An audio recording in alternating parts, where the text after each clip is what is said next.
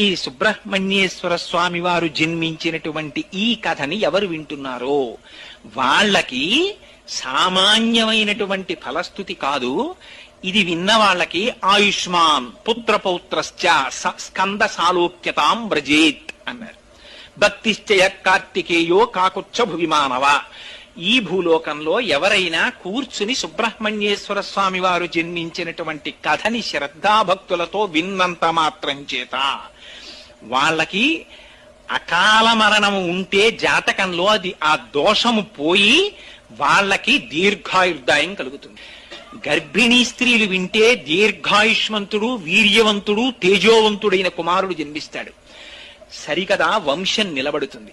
నిలబడి ఇంతకు ముందు పుత్ర సంతానము ఉండకూడదని జాతకంలో ఉంటే సుబ్రహ్మణ్యేశ్వర స్వామి వారి యొక్క జననమును వింటే వాళ్ళకి కొడుకులు పుడతారు.